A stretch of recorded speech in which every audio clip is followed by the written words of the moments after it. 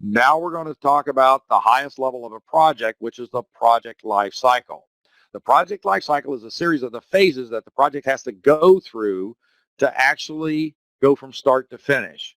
Now, project phases, ladies and gentlemen, is not the same thing as the 5 process groups. This is a key mistake a lot of students make, and this is why you come to these classes, so you understand from PMI's perspective, process groups are not phases.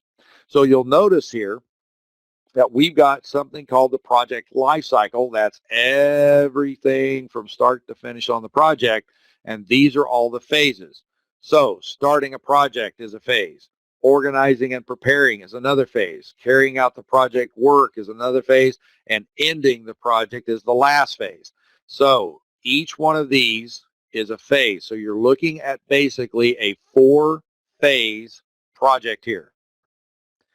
Now, starting the project, I initiate, plan, execute, monitor, control, and close that phase. On organizing and preparing, I initiate, plan, execute, monitor, control, and close that phase. I do the same thing with carrying out the work and ending the project. As a matter of fact, I'm going to bring the PMBOK guide up here. We're going to go to page 18, and we're going to show you this graphic here.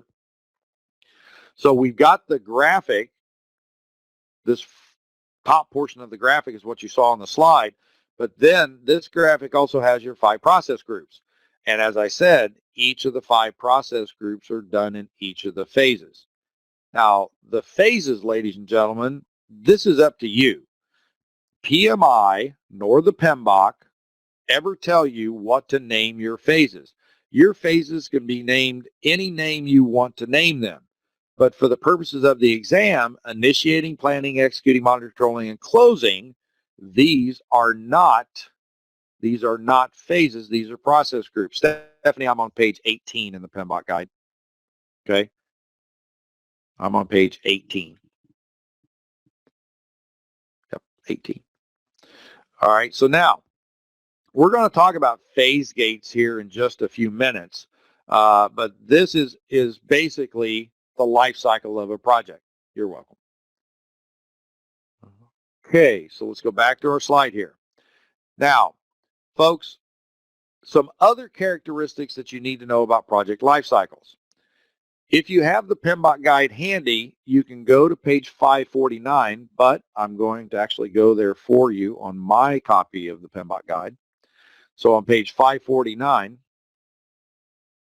you'll see another graphic, and this graphic shows you some other characteristics about a project life cycle.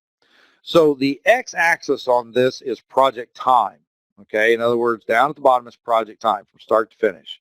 The y-axis is the degree low to high, and we're looking at 2 things here. First of all, we have risk. Risk is highest at the beginning of the project, and it should decrease as the project goes along. Cost of changes will be the lowest at the beginning of the project, and it should increase as the project goes along. And it's very simple as to why. Let's see, who do I want to build a house for this week?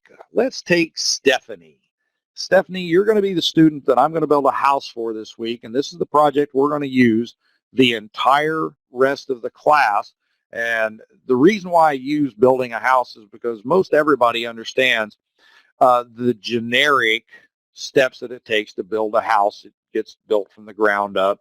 And I always tell my students this: if at any point during the week I give an example and that example doesn't make sense to you, I let the student have the responsibility of raising their hand and saying, hey, you know what, that was a great example, but I didn't really get it. Can you give me another example?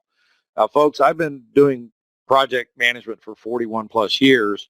And so as a consultant, I've done projects in a lot of different industries. Even though construction and engineering is my primary background, I've done projects in commercial boat building, pharmaceuticals, medical device research and development, the entertainment industry. So I've done projects across a lot of different spectrums of industries.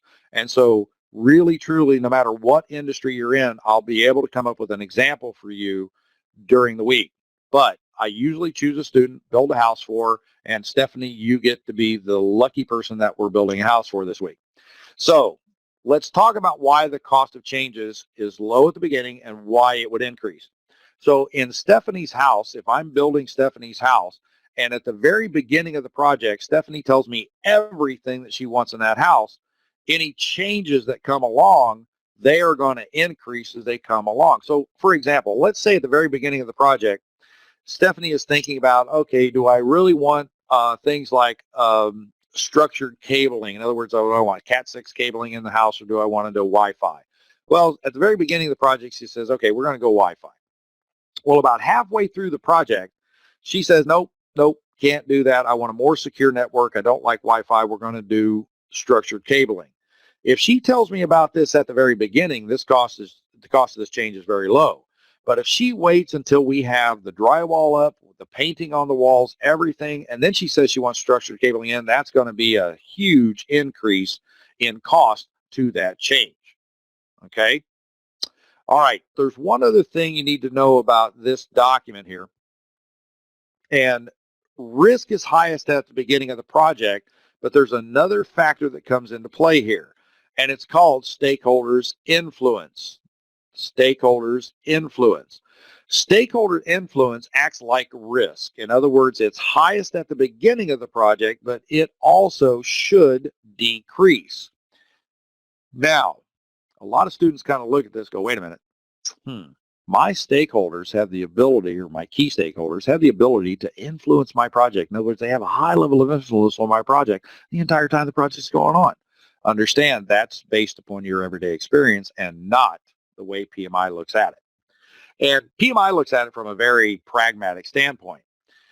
At the very beginning of the project, the stakeholders' ability to influence the project is going to be high, because this is where they're giving me all the requirements. This is where they're giving me everything they want in the project.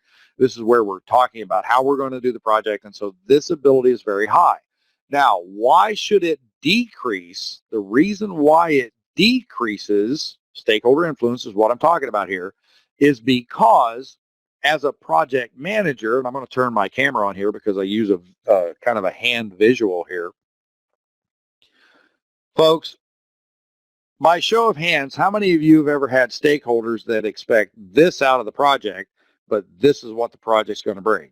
Even though you've given them all the requirements, they understand what the requirements are, they still have this expectation of the project, but this is what the project's going to bring based upon their requirements. So folks, as professional project managers, we never do this. We never bring the project up to their level of expectation. We manage their expectations down to the level of the project. Okay, so most of you have experienced that. Now, by a show of hands, can the stakeholder submit a change request to bring the project up closer to their expectations? Can the stakeholder submit a change request to bring that project up to their level of expectations? Of course, the answer is yes. Okay, if you agree with that statement, that's a yes. Okay, so we can have stakeholders submit change requests, but understand I have to manage, even if they bring a change request from here to here, there's still a gap. So what I have to do is I have to now manage their expectations down to this level. And folks, that's why stakeholder influence should decrease. I'll take you back to our slide here, and it's right here in this bullet point. Stakeholder influence should decrease as you, the PM, manage their expectations. And so, folks, that's why stakeholder influence and risk is highest at the beginning, and it should go down. Cost of changes starts low, and it goes up as the project goes along. And again, these are generic characteristics of a standard project life cycle. Now, not all project life cycles follow this, but this is the characteristics of a generic project life cycle. The bullet point that's at the bottom of this slide is very important for all of you, because, and we will talk about this at length later on in the class. Remember that risk is not just negative. Risk can be positive. We call these opportunities. Risk can also be negative. We call these threats, and we will discuss this later on in the risk section of the class. So does anybody have any questions related to these characteristics of a generic project life cycle? All right, I see no hands being raised, so let's continue on.